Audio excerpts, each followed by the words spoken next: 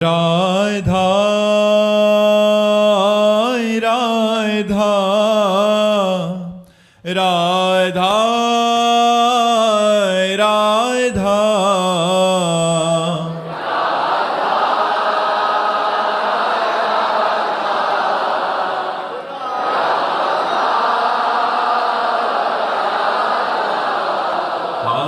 राधा राधा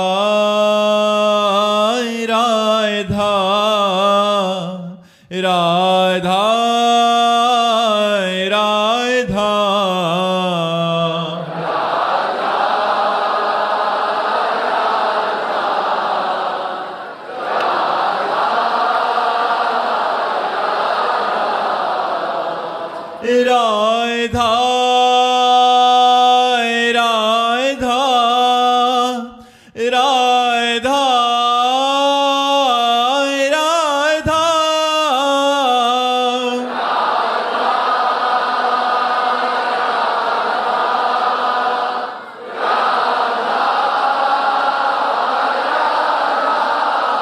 हाय राधा राधा राधा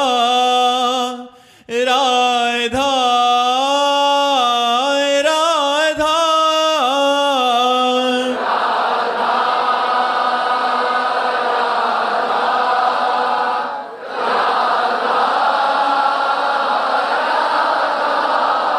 हाय राधा राधा राधा राधा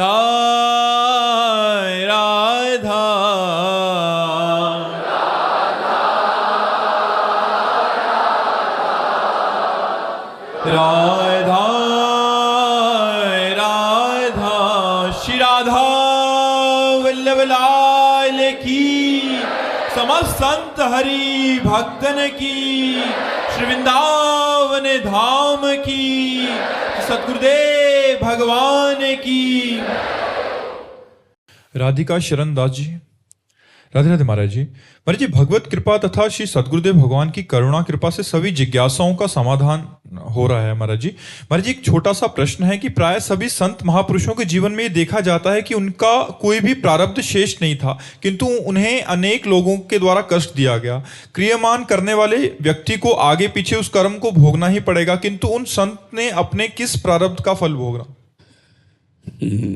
या रास रघुनाथ कर बेग न जाने कोई, जो जाने रघुपति कृपा तो सपने मोह न होए। सिद्ध पुरुष और भगवान में कोई अंतर नहीं है। ब्रह्मविद ब्रह्मयो भवति, तो फिर भगवान स्वयं लीला करके अवतार लेकर दिखाया कि 14 वर्ष का वनवास रूपी भयानक कष्ट सहना, जानकी जी का वियोग होना, जानकी जी को अशोक वाटिका में विरहाग्नि में जलना, कितना उनको ताप है भगवान से दूर रहने का। कृष्णावतार में गोपीजनों से लेकर द्वारिका लीला तक आप देख लीजिए भगवान की लीला। अंतिम पधार रहे तो उनके चरणों में बाण मारा जा रहा है। तो भगवान की लीला जैसे ऐसे सिद्ध पुरुषों की लीला। सिद्ध पुरुषों के प्रारब्ध नहीं होते, उनके तीनों कर्म भस्म हो जाते हैं, संचित, क्रियमाण और प्रारब्ध, क्योंकि शरीर भाव से ऊपर उठे होते हैं महापुरुष। हाँ, जब नहीं समझ में आता तब कह देते हैं कि प्रारब्ध भोग तो भोगना पड़ता है बड़े बड़े महापुरुषों को। तो जो भगवान को प्राप्त हो गए उनका कोई भी शेष कर्म नहीं बचता, न प्रारब्ध न क्रियमाण। बड़े बड़े सिद्ध महापुरुषों को बहुत कष्ट वाली लीलाएं देखी गई जिसमें हमारी मति काम नहीं करती।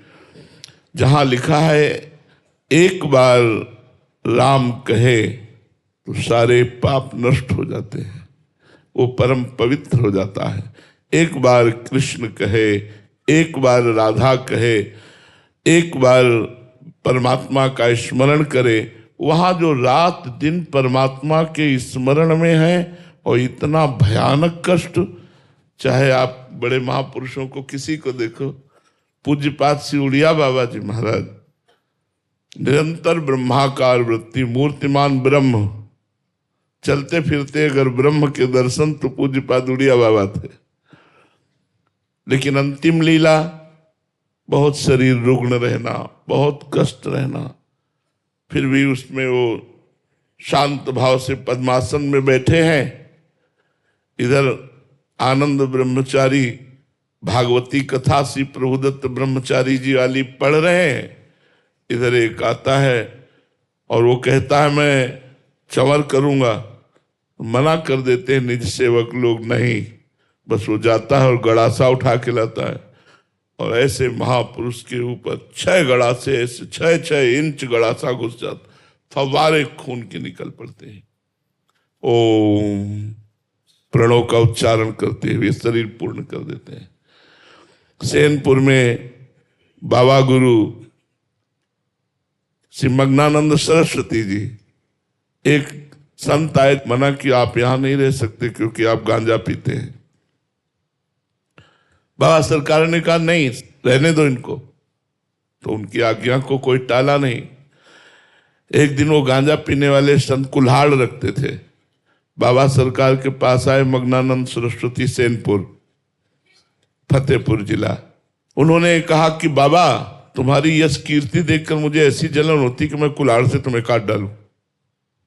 सर फिरा तो बाबा ने कहा भगवान की अगर ऐसी इच्छा है तो आप कर डालो।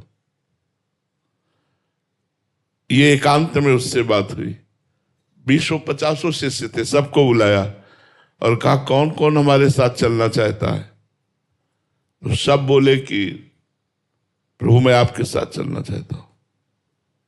क्यों, चलने की तैयारी कर रहे हो क्या? नहीं, ऐसे पूछ रहा हूं कौन कौन सा। अच्छा तुम तो चलोगे नहीं साथ? शिवानंद स्वामी को कहा तुम्हें पूरा आश्रम संभालना है और संतों को संभालना है, और जो जो चलना चाहता हो अपनी हिम्मत बना लो हमारे साथ चलने के लिए। बोले ठीक है। रात में 2 बजे वो लघु शंका के लिए उठते थे पद्मासन से, जे उठे बस वो जैसे कोई पागल आदमी ऐसे मार मार कुल्हाड़ के, बाबा सरकार के 2500 कुल्हाड़ मारे और एहसास थे मात्र हो रहे शरीर, ऐसा शरीर था। फिर अंदर घुसा, जो जो महात्मा मिला मार मार करके सब कुल्हाड़ों से 20 को खून खून कर दिया, सब पधार गए और वो भाग गया। क्या लीला है यार, क्या लीला है, कैसे समझ में आएगी?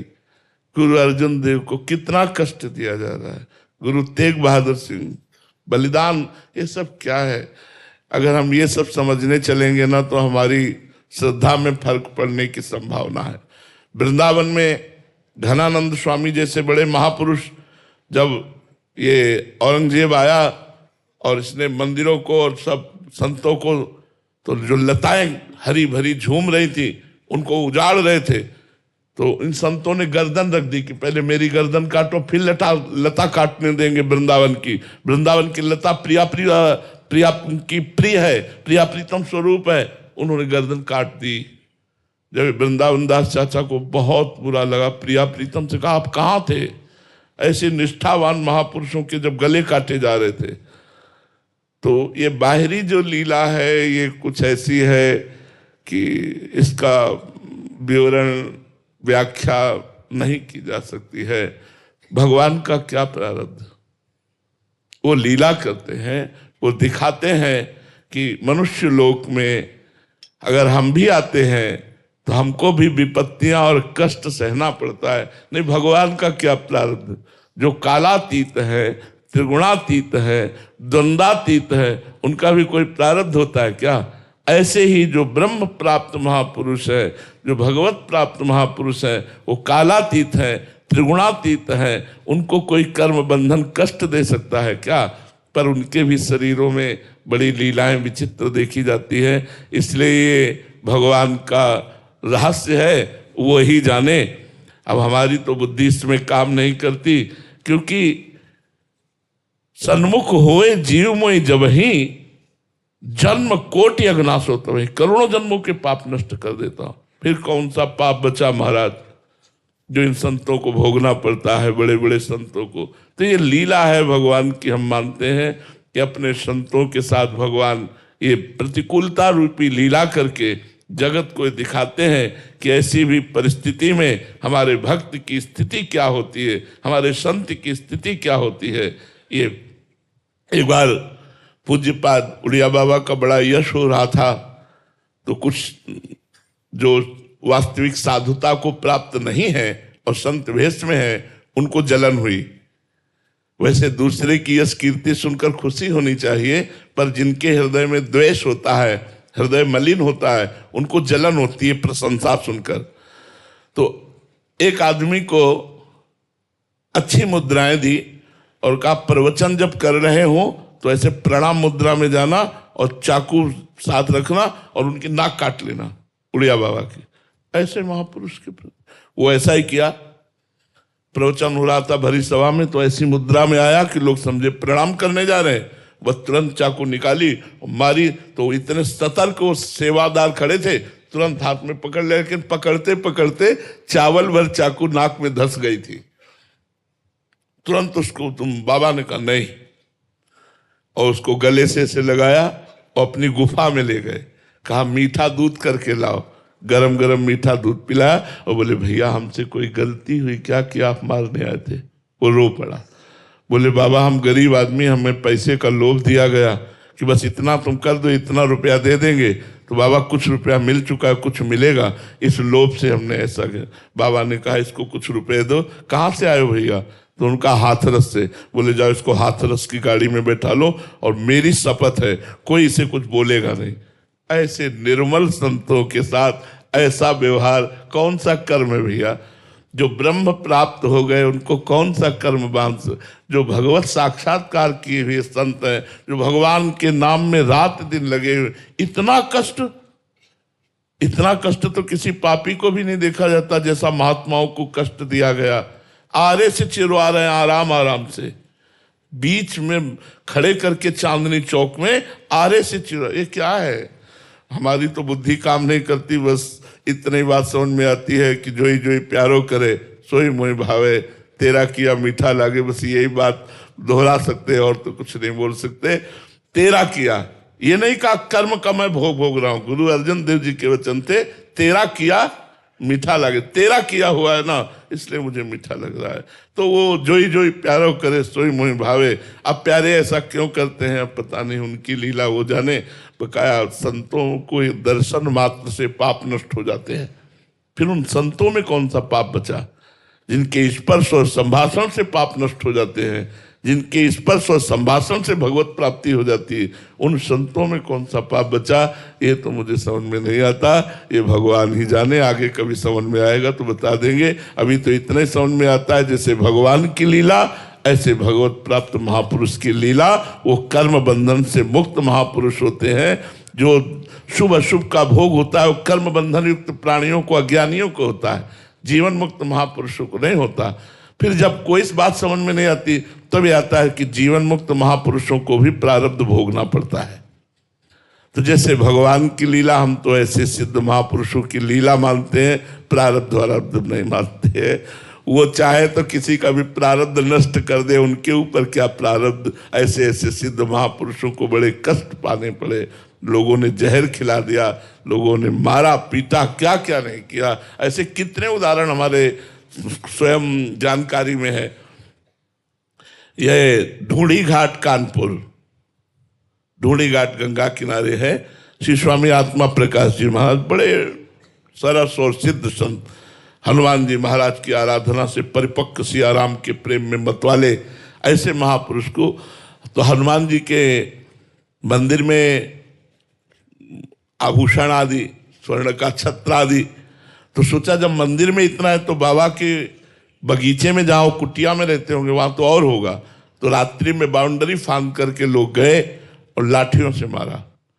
और वृद्ध संत सुबह जब वो नहीं निकले रामबाग से दर्शन के लिए, हजारों लोग खड़े थे, तब रामबाग का गेट तोड़ा गया और अंदर जब गए तो महाराज जी करा रहे थे। बड़े बड़े अधिकारी उनके चरणों में झुकते थे। उन्होंने कहा बस नाम बता दीजिए। उन्होंने कहा हमारा ही कोई कर्म हमको दंड दिया है, हम किसका नाम बताएं? कुछ नहीं बोले, नहीं बताया। ऐसे महापुरुषों का क्या इस पर व्याख्या करे, क्या व्याख्या करे इस पर। अब हर समय ऐसी स्थिति में रहते परमानंद स्वामी बक्सर गंगा किनारे। अब चूंकि गंगा किनारे अधिक रहे इसलिए उदाहरण गंगा किनारे वाले ही है। स्वामी सत्संगानंद जी के शिष्य कि उनको होश ही नहीं रहता कि मैं वस्त्र पहने हूं कि नहीं, दिगंबर ही निकल पड़ते नंग धड़ंगे से। तब जब समाज में वो पहुंचते और वार्ता करते तो उनकी दृष्टि जाती, तो अपने शिष्यों कहते यार थोड़ा तो वह लंगोटी पहना देते। ऐसी स्थिति के महापुरुष को उन्हीं के शिष्य ने जहर दिया। तो मुझे तो समझ में नहीं आता, मुझे तो भगवान की केवल लीला समझ में आती है। ऐसे सिद्ध महापुरुषों का क्या प्रारब्ध, जो भगवान को प्राप्त हो गए हैं वो तीनों बंधनों से मुक्त है। संचित, क्रियमाण, प्रारब्ध, सबसे वो मुक्त महापुरुष है।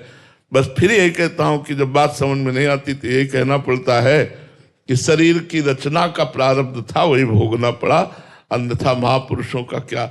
कई महापुरुष तो दूसरों का प्रारब्ध ले लेते हैं और स्वयं भोगते हैं।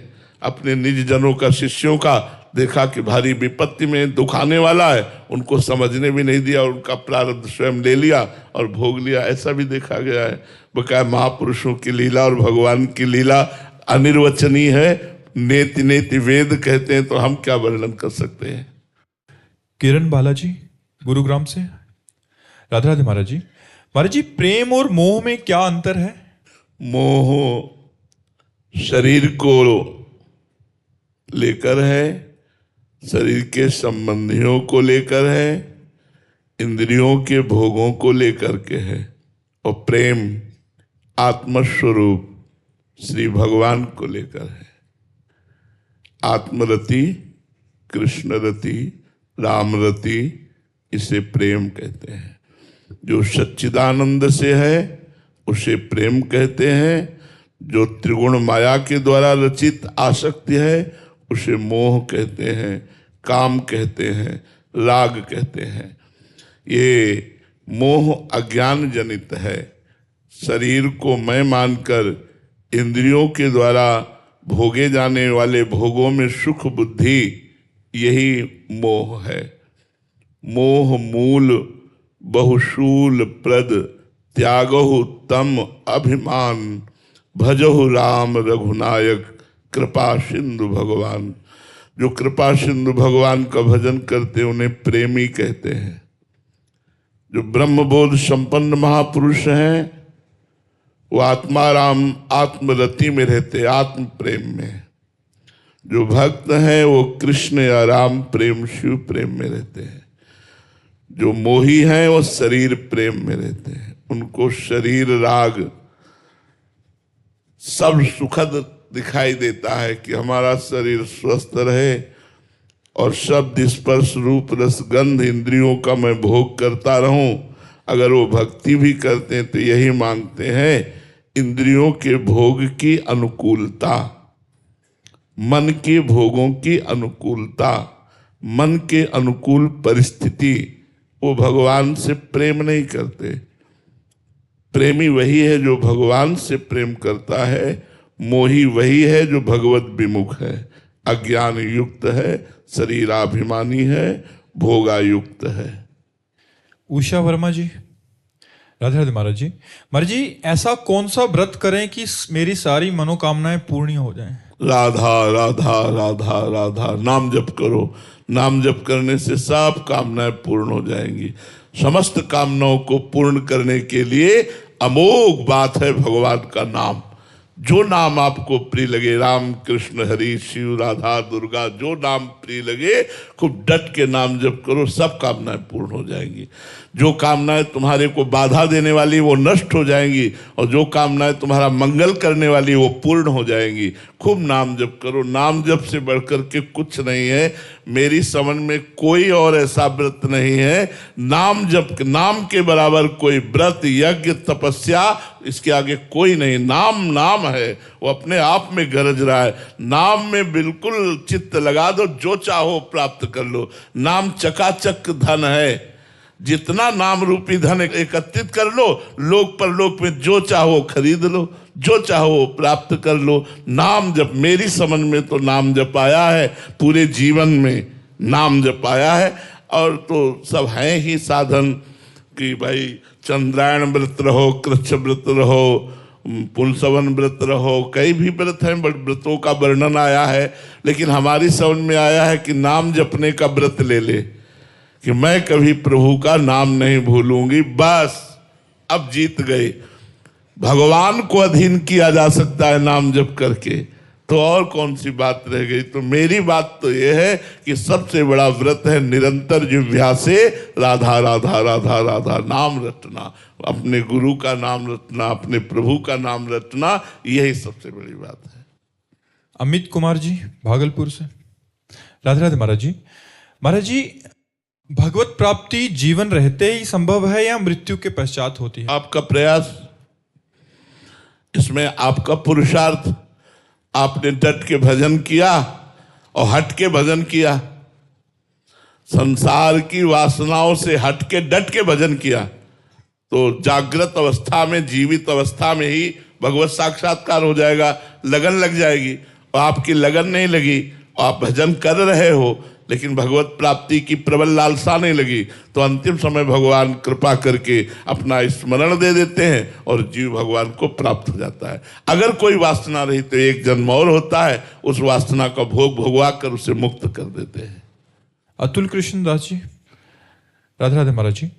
महाराज जी, संत दर्शन से भक्तों के पापों का शमन होता है। महाराज जी, संत दर्शन की फलस्तुति क्या है? संत ही बन जाना संत दर्शन का फल है। जैसे पारस से स्पर्श हो जाए तो लोहा सोना हो जाता है बिना किसी प्रयास के, ऐसे यदि संतों का संग होने लगे तो साधु संग से आप में साधुता आ जाएगी, भगवत प्रियता आ जाएगी। भगवत प्रेम आ जाना ये संतों के संग से होता है। दैन्यता, नम्रता। देखो, आप संतों का संग करते हो तो आप हाथ जोड़कर प्रश्न किए, आप हाथ जोड़कर अब भी बैठे हो। नहीं तो अगर साधु संग हो और अध्यात्म का ज्ञान हो तो फिर ये दैन्यता, ये साधुता, भगवत प्रियता, परोपकार, ये सब आ जाते हैं। जितने भी दैवी संपदा के सद्गुण हैं ये सब सत्संगी के अंदर देखे जाएंगे। जो जितना साधु संग करेगा वो अलग पहचाना जाएगा समाज में कि ये साधु संगी है। तो साधु संग का सही फल है भगवान से प्रीति होकर स्वयं साधु बन जाना। साधु बन जाने का मतलब भेद से नहीं है, हृदय साधु हो जाना, आपके अंदर संतत्व के लक्षण आ जाए, आपके अंदर साधुता आ जाए, ऐसा। स्वामी परमानंद जी। महाराज जी का भी प्रश्न इसी पे था। उड़िया बाबा का जो दृष्टांत आपने सुनाया कि गंडासे से उनके शिष्य ने, तो महाराज जी आप पूछना चाह रहे हैं कि जो करता था, जिन्होंने ऐसा किया, महाराज जी इनका तो चलो समझ आती है जैसे आपने बताया, तो उनको भी दंड विधान होगा अभी आगे, या उनका भी ऐसा ही? भारी दुर्गति, भारी दुर्गति, ऐसे लोगों की भारी दुर्गति। अब परिणाम सुनाना शुरू करें। आत्मा प्रकाश स्वामी जी को जिन्होंने मारा, स्वामी जी ने नाम नहीं लिया, लेकिन 2-3 महीने बाद वो ऐसे पागल होकर चीख चीख करके कहते थे मैंने स्वामी जी को मारा, मैंने स्वामी जी को मारा। पागल हो गए, मैंने स्वामी जी को मारा। परमानंद स्वामी जी को जिसने जहर दिया, जगदीश्वरानंद शिष्य था, ऐसे आंख पलक बनना बंद हो गई, पूरे शरीर में जैसे पानी लगने के बाद मिट्टी सूख जाती तो पपड़ी पड़ जाती है, ऐसे पपड़ी, और जहां उंगली रखो वहां मवाद। वो चिल्ला चिल्ला के कहता मैंने गुरु जी को विष दिया इसलिए मेरी दुर्दशा हो रही, मुझे बचा लो। कौन बचाए? सड़ के मरा। जब वहां हम सैनपुर में थे तब खबर आई कि मरा, जगदीश्वरानंद मर गया। अरे संत का अपराध करने वाला, संत को दुख देने वाला, संत द्रोही, गुरु द्रोही कभी चैन से जी सकता है? अरे उनका विनाश निश्चित, घोर नरकों की प्राप्ति, और पता नहीं कितने कल्प के बाद उनको अवसर मिलेगा उद्धार का। नरकों में भूंजे जाते हैं ऐसे लोग, प्रेत योनि को प्राप्त होते हैं, दुखमय योनियों को प्राप्त होते हैं। संतों को मारना पीटना ये सब। अब आप बताओ, पाल घर में दिन का समय, मान लो संध्या है, सैकड़ों लोग गांव के लोग हो, वो बबर शेर तो नहीं था ना, क्यों खा जाएगा सबको। साधु वेश था। अगर तुम्हें लगता है बच्चा चोर है, तुम्हें लगता है ये ठीक नहीं है, तो फिर अगर दंड विधान लायक लगते हैं तो सरकार को सौंप दीजिए। बिल्कुल निरपराध संतों को दौड़ा दौड़ा के मार डाला। क्या अपराध था उन संत का? कोई कहते बच्चा चोर है तो तुम मान लोगे? अरे उनको हम कह रहे बैठा लो, पूरी रात उनकी जानकारी करो, जहां से आए हैं वहां से जानकारी करो। ऐसे कैसे मार डाला? दौड़ा दौड़ा के जिंदा मार डाला उनको। ये क्या है? इस विषय पर जाने पर हृदय दुखी हो जाता है। ऐसे संतों को पीड़ा दी गई, क्या भगवान नहीं देख रहे थे? तब यही कहना होता है कि वो स्वयं में लीला करके दिखाते हैं। जा रहे हैं तो उनके चरणों में बाण मार रहा है, बहेलिया बाण मार रहा है। एक परब्रह्म परमात्मा की अंतर ध्यान लीला इस तरह से हो रही जगदीश्वर द्वारिकाधीश की कि उनके दाहिने चरण पर बाण मार रहा है और भगवान पर। तो ये भगवान की लीला ही है। बकाया हम इतना जरूर कहेंगे कि अगर प्राकृतिक माया के बस संतों से गलती भी बन जाए तो उन्हें क्षमा ही करना चाहिए, उनको दंड नहीं देना चाहिए, उनका तिरस्कार नहीं करना चाहिए, उनका अपमान नहीं करना चाहिए। वो भगवत स्वरूप हैं। कोई मायाकृत लीला बन भी जाए तो नमस्कार ही करना चाहिए। महाराज जी अभी साधारण जीव कोटि में आते हैं, ये तो महापुरुषों की बात होगी। तो महाराज जी उसमें अगर कोई हमें आक्रमण कर रहा है, दुर्व्यवहार कर रहा है या ऐसा हमारे साथ प्रतिकूलता का व्यवहार कर रहा है, तो इसमें कर्ता का क्या दोष महाराज जी? उसको दंड विधान वो हमारे ही विधान से आया है क्या? उसका विधान में हाँ, जैसे कर्म से प्रेरित होकर के आप हमसे, हमारा कर्म आपको प्रेरित कर रहा है कि आप हमें मारो, हमारा प्रारब्ध है, तो आप विवेक के द्वारा रोक सकते हैं उसे।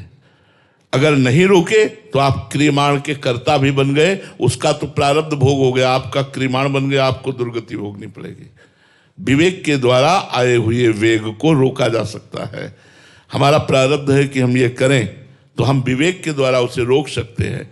प्रारब्ध इतना बलवान नहीं जितना विवेक बलवान है। विवेक भगवत प्राप्ति कराता है, विवेक सत्संग के द्वारा प्राप्त होता है, संतों के संग के द्वारा प्राप्त होता है। ऐसा नहीं कि मेरा प्रारब्ध है पिटने का और आप मुझे पीट रहे तो आप निर्दोष हैं। आप हमारे भारतीय कानून में भी दोषी हैं और भागवतिक कानून में भी दोषी हैं, दोनों में दोषी पाए जाएंगे, क्योंकि आप विवेक के द्वारा रोक सकते थे, लेकिन आपने क्रोधावेश में आकर दंड दिया तो उनका तो प्रारब्ध निपट गया, आपका क्रियमाण बन गया, अब आपको भोगना पड़ेगा। जी अरविंद सिंह जी पाली से, राजस्थान। राधे राधे महाराज जी। महाराज जी मुझ अदम को बंदर के बच्चे की शरणागति से बिल्ली के बच्चे जैसी शरणागति में पुष्ट होना है महाराज जी, इसके लिए मार्ग बताएं। हाँ, कुम्हार की माटी बनना पड़ेगा।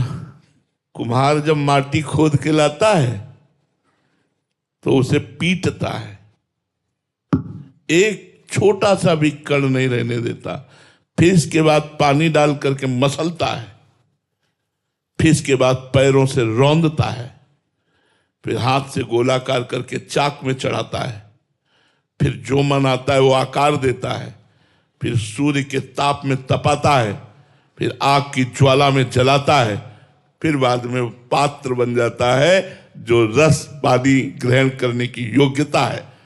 घड़ा बन जाता है, सकोरा बन जाता है, कुल्हड़ बन जाता है, वो पात्र बन जाता है।